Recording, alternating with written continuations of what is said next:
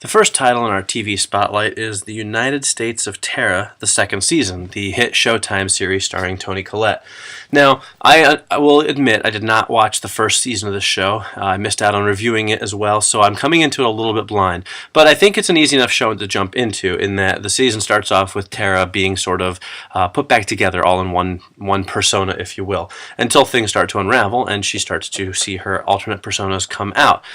This is obviously a show about a woman with split personalities. Now, it's got kind of a great pedigree behind it. Diablo Cody created it, if you like Juno, which I don't, actually.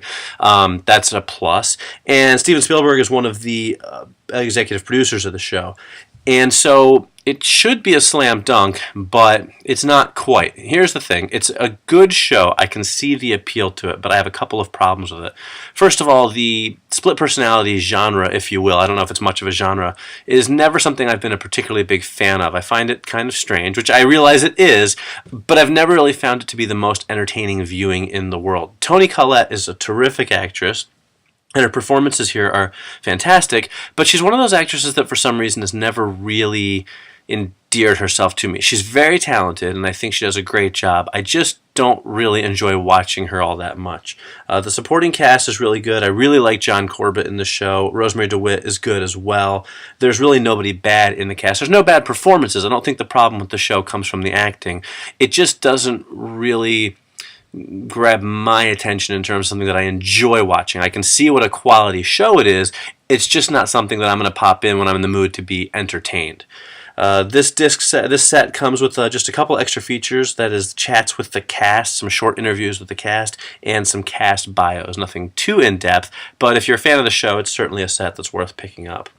Next up, we have Big Love, the complete fourth season, switching to that other pay network, HBO. This is the rather excellent Bill Paxton show that also stars Jennifer Goodwin, Chloe Sevigny, and Jean Triplehorn. And of course, it is about a Mormon man with 3 wives and the trials and tribulations of that family. But rather than just be a melodramatic show about romance and love and, you know, and the type of plots that go along with this type of show, Big Love has always been bigger and deeper than that. It's always gone into more territories than that. And this season really is another good one. We see Bill expanding his role in business. He decides to run for Senate. It really is kind of a Bill-centric season, although the show has sort of always been about him. And the wives and the kids are sort of second-tier characters. That's not entirely an accurate statement, but it certainly is a show where Bill Paxton and his character Bill have always sort of taken the forefront and been the most interesting character, in my opinion. As always, an excellent season. This is a really good show that I enjoy watching, and you do get a couple of bonus features on this set. Actually, you get an Inside the Episode feature for each episode of the show, and that's a look at the making of the episode with the creators of the show and the executive producers, Mark Olson and Will Sheffer. So some good bang for your buck there, and of course always a great cast on this show besides Bill Paxton and Jean Triplehorn. I really like Jennifer Goodwin. Amanda Seyfried is in the cast. I always like her a lot. Melora Walters is great. Zeljko Ivanek, a character actor you'd recognize if you saw him, if you don't know the name, and it's really good stuff. Great DVD set, so nothing wrong with that. Next up, we have Jersey Shore Uncensored Season 2. Now, you can snicker and laugh all you like, but for my money, Jersey Shore is some of the best guilty pleasure entertainment on television. I love the show. I love it so much, in fact, that I don't watch it when it airs on MTV because I can't stand watching it with all the bleeps to take out the profanity. I would rather watch the show uncensored and enjoy it completely and fully unadulterated. Yes, it is trashy TV. Yes, it is stupid. Yes, the people involved with it should not be celebrities. All of those things are true, and I don't care because I absolutely love this show. It is fascinating to watch these people get themselves into and out of some pretty ridiculous situations.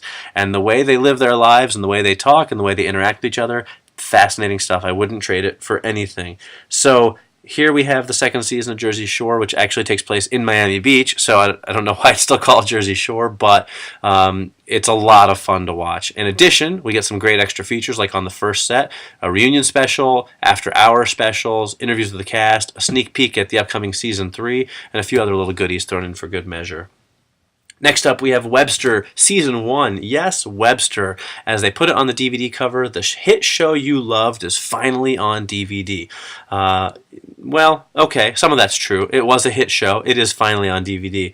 I wouldn't say I ever loved Webster. I never, to me, Webster and Different Strokes were kind of like the Beatles and the Stones. I always felt like you either loved one or you loved the other. I don't know that you love both of them. Maybe that was just my experience, but I never really got into Webster all that much. But still, I thought, let me pop this in and see if maybe there was some humor that I was missing as a kid that I can now appreciate as an adult.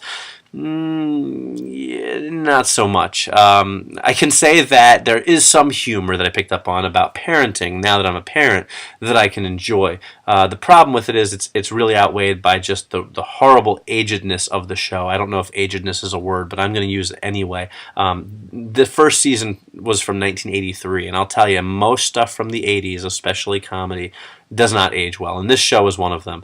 Largely, I think my central problem with the show is just I never found Emmanuel Lewis to be cute or endearing. I mostly just found him to be annoying. So this is the first season. If you love the show, it is finally on DVD. Shout Factory is not lying about that. The bonus features include a Webster trivia game and a whole lot of nothing else. So hopefully that will be enjoyable for you. Next up, we have the Andy Griffith Show, 50th Anniversary, The Best of Mayberry. And the Andy Griffith Show is kind of classic Americana. It's not the greatest show in the world. It certainly isn't a bad show. It's enjoyable to watch. It's the kind of thing I can watch in limited doses. But this really is a great DVD set. It includes 17 episodes of the Andy Griffith Show, plus 2 special episodes.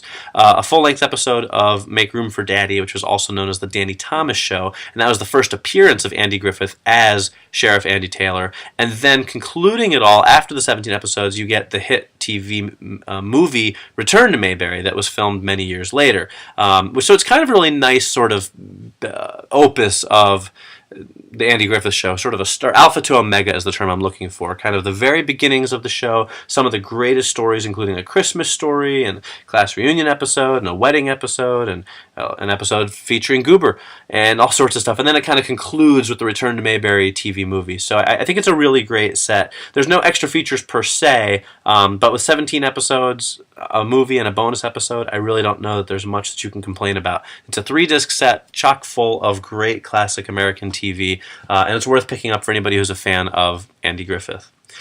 Next, we have iCarly Season 2, Volume 2. It's a 2-disc set. It includes 10 regular episodes, 2 TV movie specials. That's really more like an hour-long episode of iCarly, and a couple of bonus features. Now, I don't mind iCarly. It's not a bad show. It's not a great show. I'm not the audience for this show. Obviously, this is a show that's aimed at 12-year-old girls. And if you're one of them, I can see why you would like this show. It's cute, and it's funny, and the cast is congenial, and they're fairly talented for kid actors. And there's some clever humor at work here. So for my money, iCarly is perfectly fine tween entertainment. Now, you do get, like I said, total of really 12 episodes, including the I Fight Shelby Marks episode, which was released as its own disc earlier last year. So if you already have that, you're going to run into some repeat content here, but hopefully you've been waiting and holding off and collecting these in-season collections as they have been doing them. This is Season 2, Volume 2.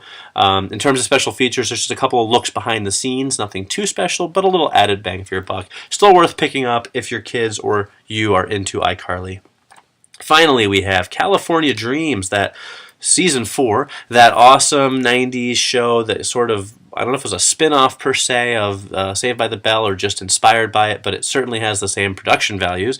And it was an NBC Saturday morning live-action show. And if you remember it, you probably remember that it was kind of bad back when it aired in the early 90s, and it's even worse now. And I don't mean to be rude. It's not like it's a terrible show. It's just so cheesy and so painful to watch now. It has not aged well. It wasn't a great show to begin with, and it certainly isn't any better now. Any show that has a character by the name of Sly certainly doesn't win points in my book for being great. But hey, if you're a fan of California Dreams, and I think I was just in the wrong age bracket for this show, I was a little too old for it by the time it started airing.